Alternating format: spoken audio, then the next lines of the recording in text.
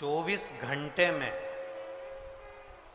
शिव महापुराण की कथा वर्णन करती है, 24 घंटे में से अगर कोई 5 मिनट भी बेलपत्र, पीपल, बटवृक्ष, आंवले का वृक्ष, शिव महापुराण की कथा कहती है तुलसी का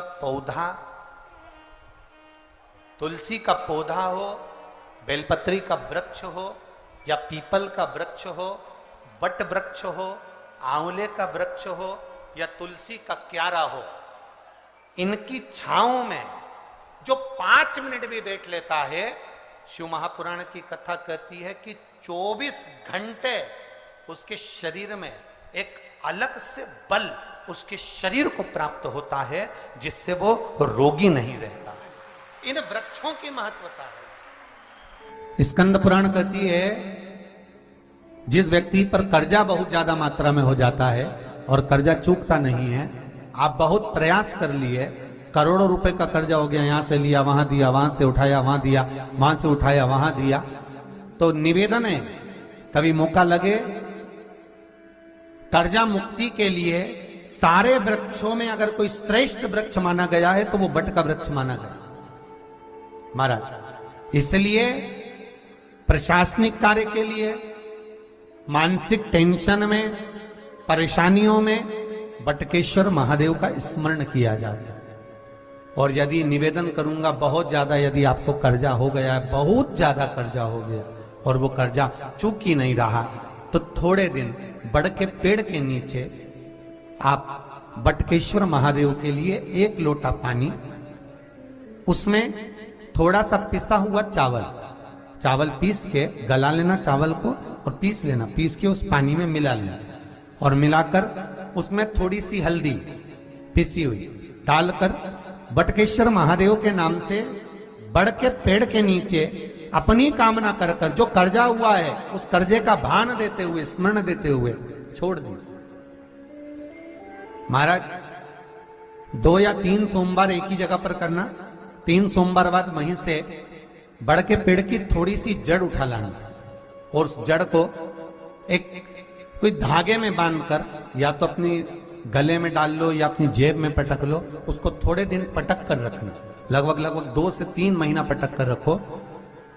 वो जड़ जैसे बड़ का पेड़ विस्तार होता है, पानी गिरे ना गिरे, जल वृष्टि हो ना हो, गर्मी पड़े ना पड़े, उसको कोई फर्क नहीं पड़ता, बड़ का वृक्ष आप रूप फैलता जाता, उसकी जड़ें अपने आप प्रबल होती है।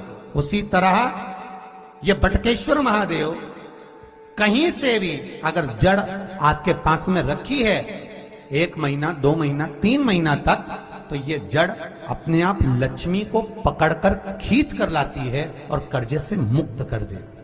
बटकेश्वर महादेव का स्मरण सुख का देना हो। शिव महापुराण वर्णन करती है आज भी नियम है, आज भी नीति नियम। जिसके घर में संपदा की कमी होती है, जिसके घर में कर्जा बढ़ जाता है, लक्ष्मी नहीं आती, बहुत टेंशन की जिंदगी जीता है मनुष्य, व्यापार चल नहीं रहा, बहुत तकलीफ का जीवन चल रहा होता है, तो आज भी नियम है महाराज, आज भी नियम। शहद रखकर, मधु रखकर यदि लक्ष्मी जी का स्मरण किया जाए और माता लक्ष्मी जी का स्मरण कर कर 1 लाल पुष्प उस कटोरी के सम्मुख में माता लक्ष्मी का नाम लेकर रखा जाए और बाद में वही शहद, वही मधु और वही पुष्प सोमवार का दिन और शुक्रवार के दिन लक्ष्मी का पूजन कर कर, स्मरण कर कर, दूसरे दिन शुक्रवार के दिन पूजन करें, शनिवार के दिन उस मधु का, उस पुष्प का विसर्जन करें, सोमवार के दिन पूजन करें लक्ष्मी जी का स्मरण कर कर, और मंगलवार के दिन अगर विसर्जन करें, 5 या 7 सोमवार या शुक्रवार को यदि आप मधु का भोग लक्ष्मी जी को लगाना प्रारंभ कर दें, शिव का नाम स्मरण कर कर, तो उसके घर में कभी संपदा की कमी नहीं होती, लक्ष्मी उस संपदा को बढ़ाती है। और हम तो यहां तक कहेंगे, प्रयास करो। अगर आपके घर में छोटा सा शिवलिंग विराजमान है, आपके घर में अगर छोटा सा शंकर जी का शिवलिंग है, छोटा सा शंकर भगवान का शिवलिंग है, या आपके घर में कुबेरेश्वर धाम का कंकर है, और आपके घर में यदि शंकर भगवान का शिवलिंग है, या सीहोर का रुद्राक्ष हो, या शंकर भगवान का शिवलिंग हो, या कंकर शंकर हो, तो निवेदन है जहां पर भी शिवलिंग आपके घर में विराजमान है, अगर छोटी सी कटोरी में एक बेलपत्र को आप नीचे रखिए, छोटी सी कटोरी उस बेलपत्र के ऊपर रखकर उसमें थोड़ा सा मधु शहद शंकर भगवान की साक्षी में शिव जी के सामने अगर शुक्रवार की शुक्रवार रखना प्रारंभ कर दो, धीरे धीरे संपदा की वृद्धि अपने आप होना प्रारंभ होगा। मधु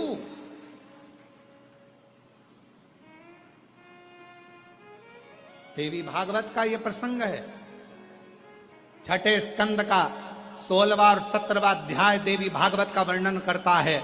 मां लक्ष्मी पृथ्वी पर आ गई, रात्रि को देखा कहीं स्थान नहीं, एक बूढ़ी के स्थान पर, बूढ़ी के दरवाजे पर जाकर विनय करी, शहद मधु पाने को मिला, वर दे दिया, मैं तुझे वर देती हूं, तेरे घर में कभी संपदा की कमी नहीं आई। तूने मुझे मधु दिया, तूने मुझे शहद दिया। आए जब कष्ट,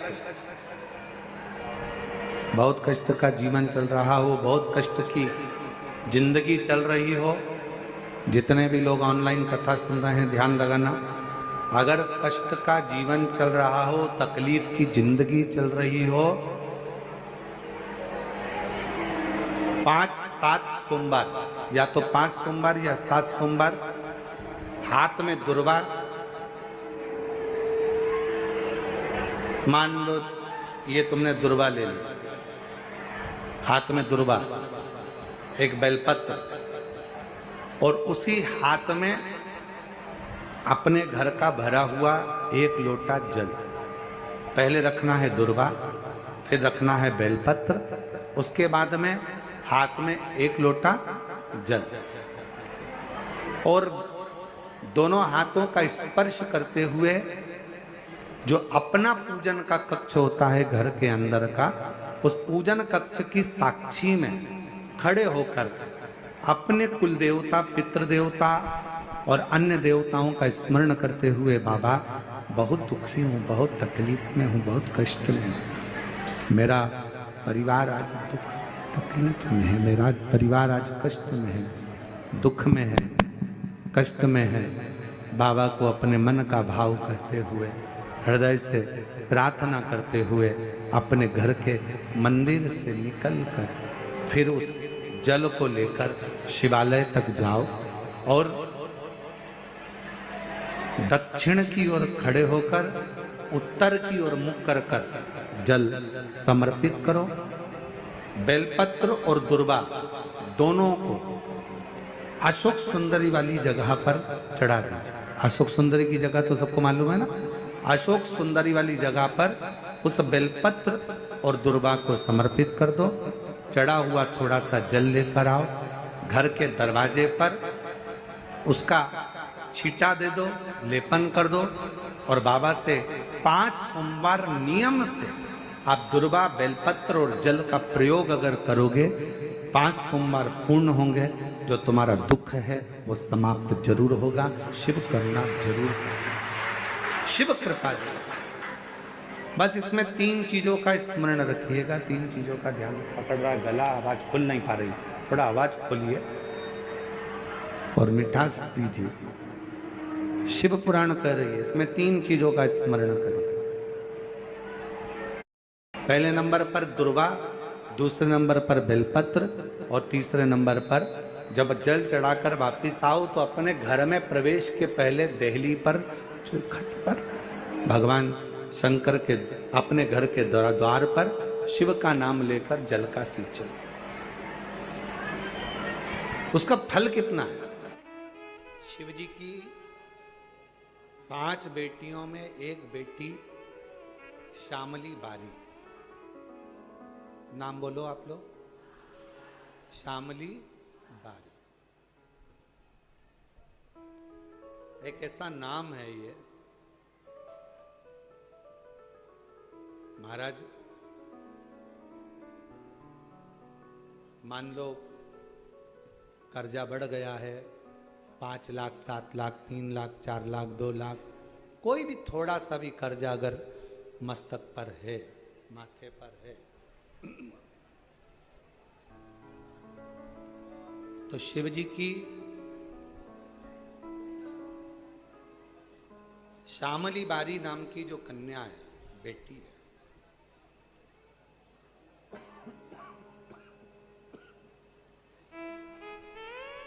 उस बेटी का नाम लेकर लाल चंदन बीच वाली पत्ती पर लगाकर, लाल कलर का चंदन बीज वाली पत्ती पर लगाकर भगवान शंकर के ऊपर जहां भी तुम बैठे हो डंडी का मुख अपनी ओर करते हुए शिवलिंग पर समर्पित करो। उसी बेलपत्र को वापिस उठा लें, एक रात्रि तक अपने घर पर रखें, दूसरे दिन प्रातः में पुनः उस बेलपत्र का विसर्जन करें।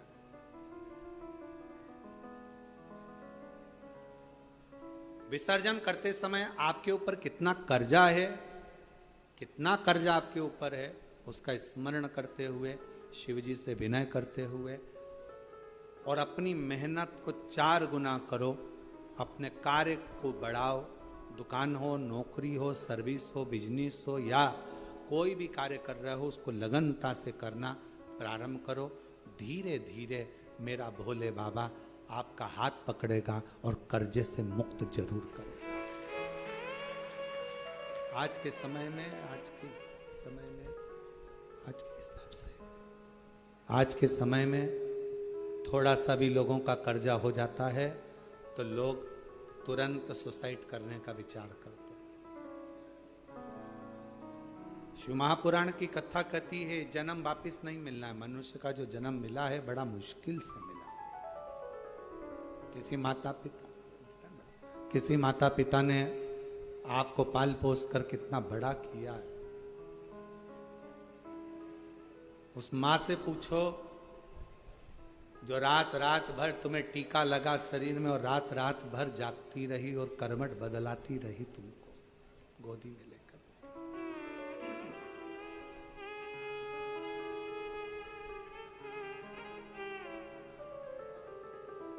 एकदम कैसे विचार कर ले। अपने प्राणों को इतना सरल मत समझो, इतना सस्ता मत समझो। कर्जा तुमने लिया है ना तो चुकाओगे भी तुम। मेहनत भी तुमको करना है, परिश्रम भी तुमको करना। बस अपने मन को मजबूत बनाना कि मेरा कुबेरेश्वर बाबा, उसको कुबेर भंडारी कहते हैं। जब सबका भंडार भर सकता है तो मैं थोड़ा इंतजार करूंगी, मेरा भी भंडार भरेगा और कर्जा जरूर भरेगा। थोड़ा देरी हो सकती है।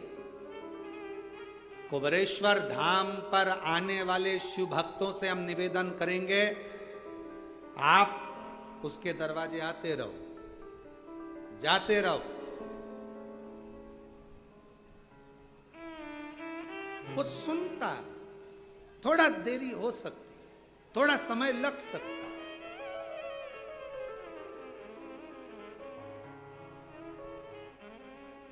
कितना भी कर जाओ, एक बेलपत्र, लाल चंदन, शिव जी की बेटी, क्या नाम है? श्यामली बारी, स्पर्श कर कर शिव को समर्पित करो। थोड़ी देर बाद अपनी कामना कर कर उठा लाओ। रात्रि विश्राम अपने घर में रखो, बाबा से विनय कर कर दूसरे दिन फिर उसका विनय।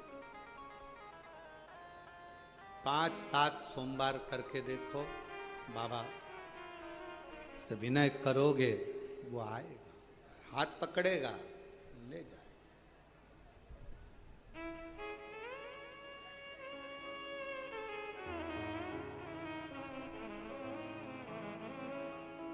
पकड़ेगा लेकर।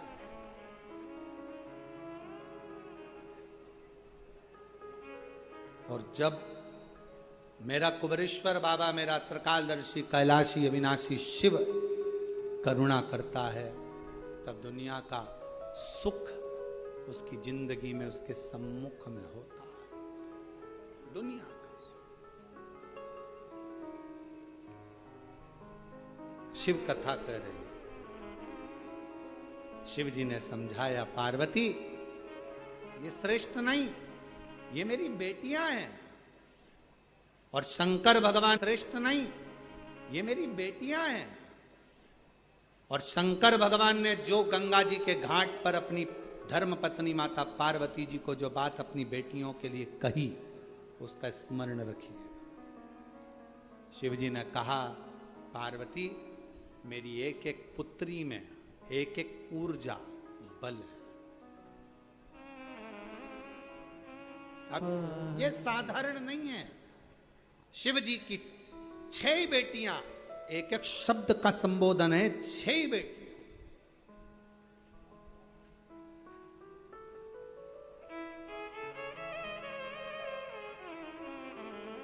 श्यामली बारी कर्ज से मुक्त कर देती है, जया बल प्रदान कर देती है,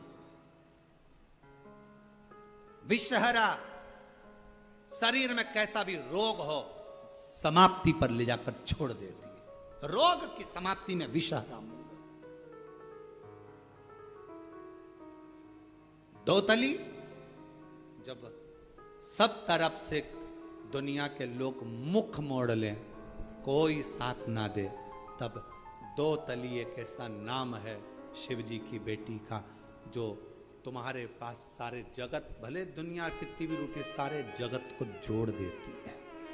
और शंकर जी की देव पुत्री एक ऐसी पुत्री है जिस पुत्री का नाम स्मरण कर लेने से वैभव, जायदाद, संपदा किसी ना किसी रूप में हमें मिलना प्रारंभ हो जाती है। शिव की पुत्रियां हैं। अशोक सुंदरी सौभाग्य दे जाती है, वंश दे जाती है, विवाह आदिक में, संतान की उत्पत्ति में, संतति वृद्धि में अशोक सुंदरी की मूलता हो जाती है।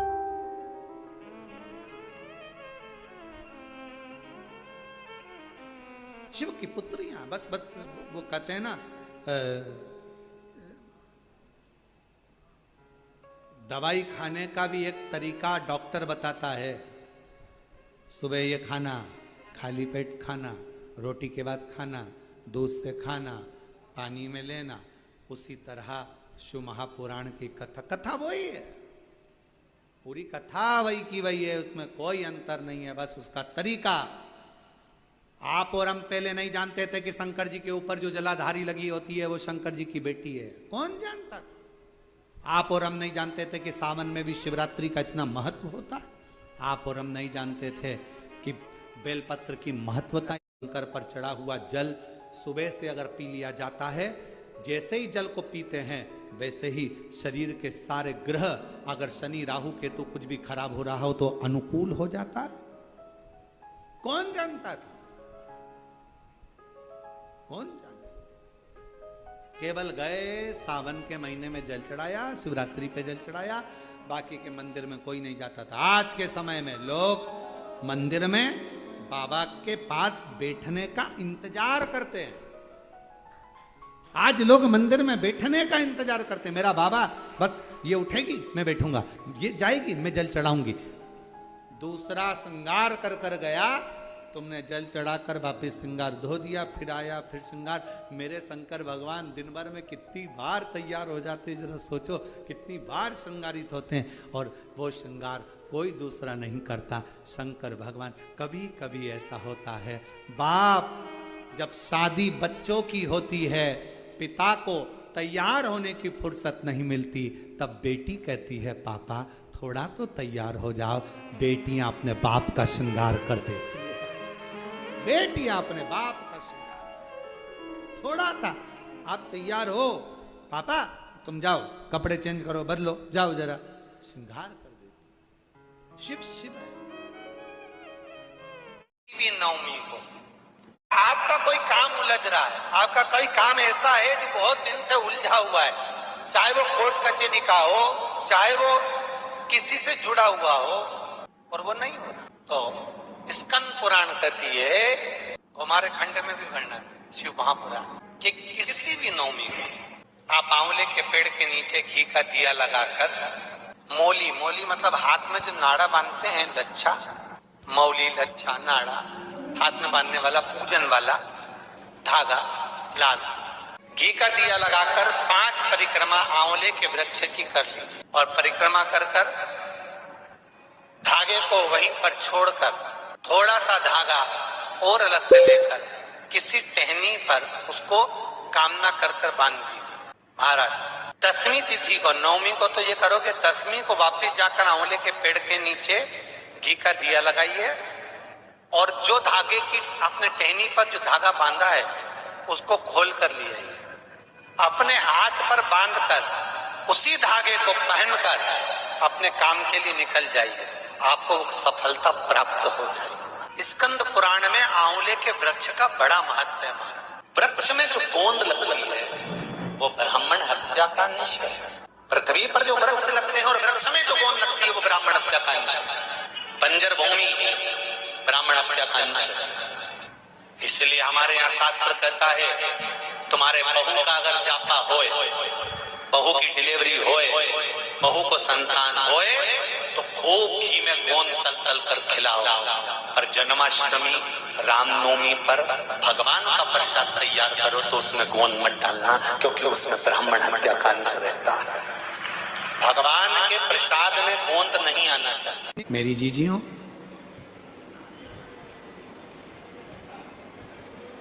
कभी कभी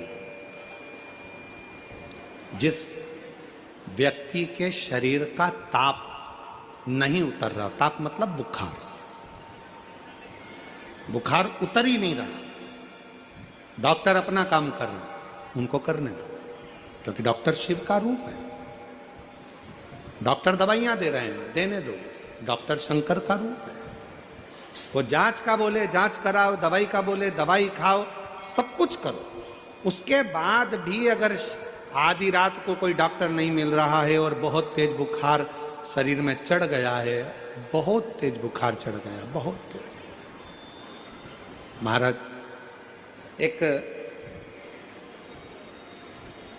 यदि बहुत तेज बुखार चढ़ गया है और उतर ही नहीं रहा, और उस समय पर कोई अपने दवाई भी दे दी, सब कुछ कर लिया, पर फिर भी वो बुखार उतरने को तैयार नहीं, तो अपने ही घर में जो भी शंकर का शिवलिंग हो, जो भी शिवलिंग, उसको तुरंत एक पात्र में रख लीजिए और हाथ में 2 कटोरी में या 2 पात्र में जल ले लीजिए, और भगवान शंकर का नटराज रूप का दर्शन करिए। अपनी बुद्धि में नटराज भगवान का स्मरण करो कि जो चारों तरफ नटराज जी के अग्नि है, चारों तरफ। आप लोगों ने नटराज मूर्ति का दर्शन करा है कि नहीं करा? किस किस ने करा है जरा बोलो? सबने करा है ना? नटराज भगवान के नत्य की मूर्ति में चारों तरफ अग्नि का गोला है, चारों तरफ। नटराज भगवान का, नटकेश्वर महादेव का स्मरण कर कर दोनों कटोरी में जो जल है या पात्र में जल है, उसको धीरे धीरे शंकर भगवान पर, नटराज भगवान के चारों तरफ जो ज्वाला है, अग्नि है, उसका स्मरण कर कर चढ़ा दीजिए। शिवलिंग को उठाकर वापिस अपनी जगह पर रख दीजिए। जो कटोरी में जल इकट्ठा हुआ है प्लेट में, उसमें एक वस्त्र गीला कर लो, और उसी वस्त्र को गीला करने के बाद एक चावल का दाना उस पात्र में डालकर रख दो जिसमें पानी था।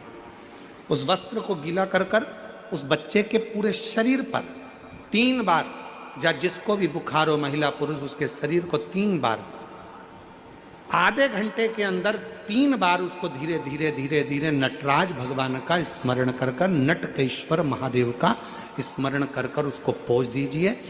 7 से 8 मिनट के अंदर उसका बुखार पूरा उतरना प्रारंभ हो जाता है।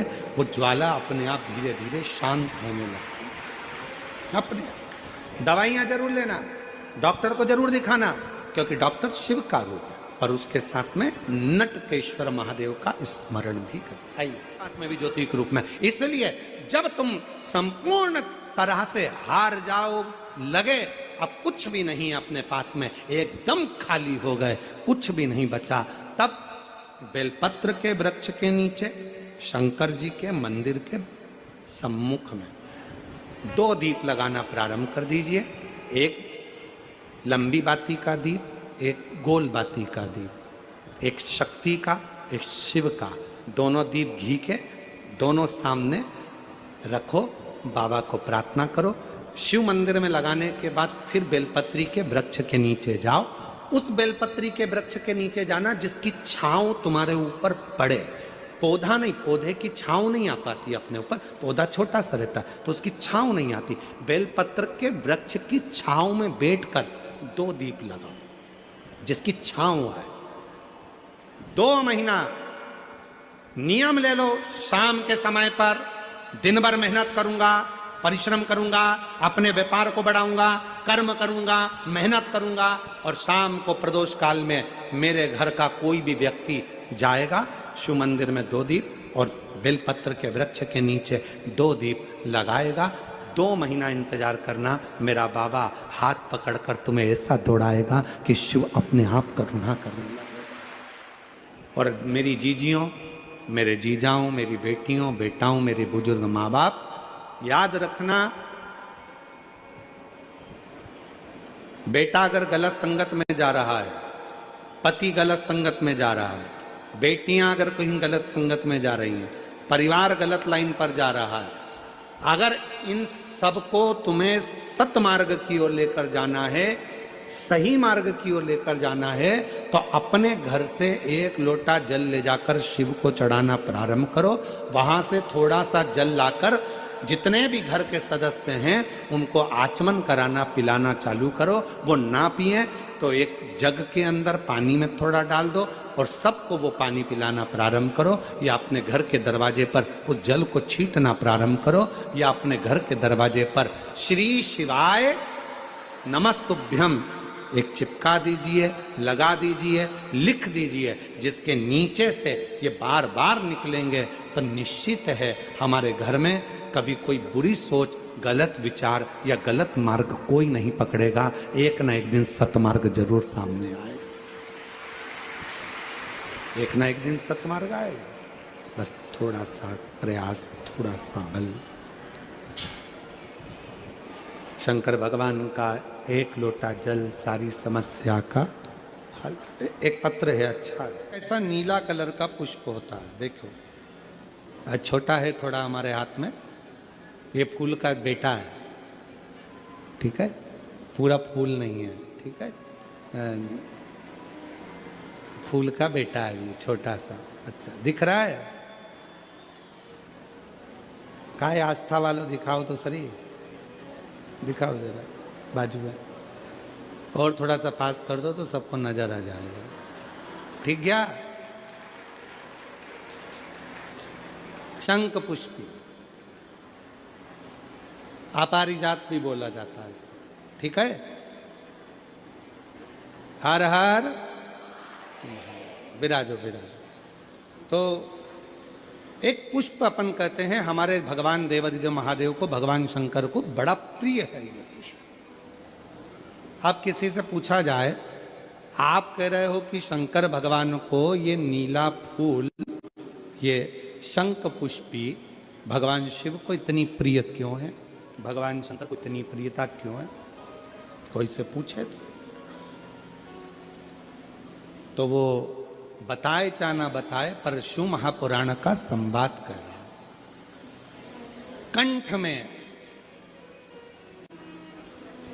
स्वयं मां जगत जननी ने 10 विद्या में से एक मां को याद किया, और मां तारा का एक स्वरूप मां सरस्वती के रूप में विराजमान हो गया। कंठ में रहने से विष की तपन के कारण, कंठ में रहने से विष की तपन के कारण उनका स्वरूप नीला पड़ गया। और जब उनका स्वरूप नीला पड़ गया तो भगवान देवाधिदेव महादेव ने कहा, सुनो पार्वती, संसार के लोग, भूमंडल में रहने वाला यदि कोई भी मानव जिसकी विवेकता, बुद्धि, विचार, सोच, ज्ञान थोड़ा सा भी अगर उसमें कम है तो वो नील सरस्वती का यदि आवाहन करे, माँ नील सरस्वती स्तोत्र का पाठ करे, माँ नील सरस्वती की स्मरण करे, तो उसकी विवेक, उसकी बुद्धि तीव्र होती है, श्रेष्ठ होती है। और सुनो पार्वती, यदि मान लो कोई नील सरस्वती का स्तोत्र का पाठ नहीं कर पाए, आराधना नहीं कर पाए, साधना नहीं कर पाए, स्मरण ना कर पाए, अगर कोई बच्चा एक शंख पुष्पी पुष्प को समर्पित कर कर जलाधारी पर और एक लोटा जल यदि वो समर्पित करता है और उस जल का आचमन कोई बच्चा नित्य प्रति करता है, तो वो बच्चा धीरे धीरे विद्वत्ता धारण करता ही जाता है। जो याद करता है वो भूलता नहीं। ये मां नील सरस्वती की कथा है। दो सरस्वती का दर्शन आपको और हमको होता है, दो सरस्वती का स्मरण आप और हम करते हैं। एक सरस्वती जो स्वयं श्वेत वस्त्र धारण करी है, हंस पर बैठी हैं और बड़े आनंद के साथ में माँ सरस्वती का सुंदर स्वरूप है। पर एक सरस्वती ऐसी हैं जो नीला उनका स्वरूप है और नील सरस्वती के रूप में उनकी पूजन होती है। माँ नील सरस्वती। महाराज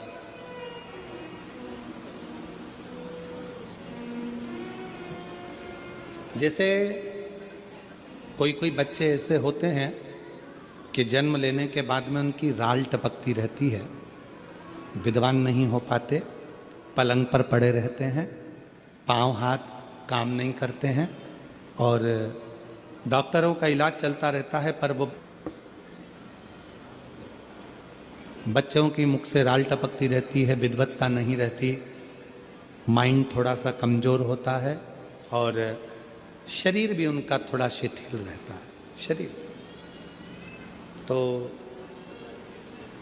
कई लोग कह देते हैं कि ये बच्चा थोड़ा जल्दी जन्म ले लिया इसलिए ऐसा हो गया, प्रीमेच्योर हो गया, ऐसा हो गया, वैसा हो गया। दवाइयाँ भी चलती हैं, इलाज भी चलता है, पर उसका कोई लाभ नहीं मिल पाता और वो बच्चा पलंग पर पड़ा रहता है, राल टपकती रहती है, बुद्धि काम नहीं करती। छोटे छोटे भले वो 20 साल का हो गया, पर 8-10 साल के बच्चों जैसी उसमें विवेकता होती है, बुद्धि होती है। मेरा निवेदन है उन माताओं से, थोड़ी मेहनत आपको करना पड़ेगी उस बच्चे के लिए। अष्टमी, नवमी और चतुर्दशी 3 तिथियां पकड़ कर रखना। कौन कौन सी? जम के बोलो। अष्टमी, नवमी, चतुर्दशी। ये 3 तिथियां ऐसी हैं, चतुर्दशी अमावस्या की भी और चतुर्दशी पूर्णिमा की। अष्टमी नवमी अमावस्या की भी और अष्टमी नवमी पूर्णिमा की। ये वो तिथियां हैं जिन तिथियों में मां नील सरस्वती का स्तोत्र का पाठ कर कर एक शंख पुष्पी पुष्प, एक अपारिजात का पुष्प जलाधारी पर रखकर 7 बार अगर जल का पात्र से जल चढ़ाया जाए और उसी जल को कटोरी में झेल लिया जाए, उस जल को 3 दिन तक लगातार यदि सुबह, दोपहर, शाम रोज उस बच्चे को देना चालू करी है, उसके हाथ पैर भी काम करना प्रारंभ करेंगे, उसकी बुद्धि भी काम करना प्रारंभ करेगी।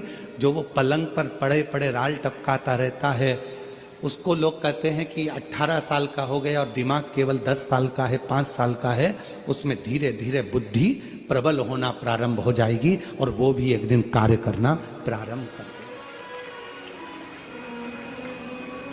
जिसको प्रीमेच्योर बच्चे भी कहते हैं। लोग कहते हैं ये बच्चा जल्दी हो गया था, ये बच्चा बीमार पड़ गया था, बचपन में इसको कोई इंजेक्शन ऐसा लग गया था, बचपन में ऐसा हो गया था, बचपन में वैसा हो गया था, गर्भाशय का जल उसके मुख में चले गया था, तो ये बच्चे की ऐसी गति हो रही है। उस बच्चे के लिए अगर आपके आसपास के क्षेत्र में भी कोई बच्चा ऐसा है तो उसको मां नील सरस्वती का स्मरण जरूर कराएं। और अगर आप लोगों के पास में मां नील सरस्वती का स्त्रोत का पाठ ना मिले तो प्रयास करिएगा, मोबाइल पर सर्च कर मां नील सरस्वती का स्त्रोत भी निकाल सकते हो। बाजार में से गीता प्रेस गोरखपुर की किताब में भी ला सकते हो, पढ़ भी सकते हो, घर में उसका स्त्रोत का पाठ भी कर सकते हो। मां नील सरस्वती स्त्रोत का स्मरण और बड़े भाव के साथ करें स्मरण स्मरण। और कोई माताएं कह देती हैं, कोई बच्चा कह देता है मम्मी मुझे याद नहीं होता, याद करता हूं परीक्षा हॉल में जाकर भूल जाता हूं, मैं कुछ पढ़ता हूं बाद में जाके भूल जाता हूं, स्मरण में नहीं रहता। तो उनसे भी निवेदन है, आप मां नील पाठ नहीं पढ़ सकते, स्तोत्र नहीं कर सकते, संस्कृत में नहीं पढ़ सकते, तो मां नील सरस्वती के नाम से अष्टमी, नवमी और चतुर्दशी के दिन एक शंख पुष्पी पुष्प को, नीला कलर का जो फूल होता है बेल में लगा होता है, जो शिव जी को अति प्रिय होता है, उस पुष्प को आप जलाधारी पर रख दीजिए। जलाधारी जानते हो ना सब लोग, शिवलिंग पर नहीं, जलाधारी पर रख दीजिए और जल चढ़ाना 7 बार प्रारंभ करिए। बाबा देव अधिदेव महादेव आपको याददाश्ता में प्रवर करेगा। परीक्षा हॉल में जितना तुम याद कर गए हो, अच्छी मेहनत कर गए हो, तो भूलोगे नहीं, तुम्हारी बुद्धि तीव्र होती चली जाएगी, प्रबल होती चली।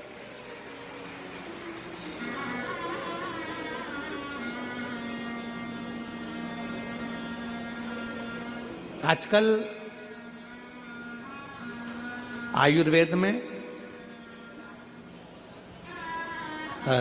आप लोग अगर आयुर्वेदिक दवाइयाँ लेते होंगे, आयुर्वेद वालों के पास यदि जाते होंगे, तो वो भी अगर बच्चा पढ़ने में कमजोर है, बुद्धि से कमजोर है, तो उसको शंख पुष्पी की चाय पीने का भी कहते हैं। बाजार में आती होगी शायद, है भैया कह रहे हैं कि बाजार में वो चाय भी मिलती है, नीली चाय। महाराज याददाश्ता के लिए, उसको प्रबर करने के लिए लोग शिव कथा कर रही। कौन सी सरस्वती? जम के बोलो, जम के जरा, पूरा तो नाम बोलो, मां नील सरस्वती। तुमने डायरेक्ट कह दिया नील सरस्वती। मां कौन लगाएगा? मां है ना अपनी, तो उसका संबोधन पूरा होना चाहिए। कौन सी सरस्वती? मां नील सरस्वती का स्मरण सुख देता, आनंद देता।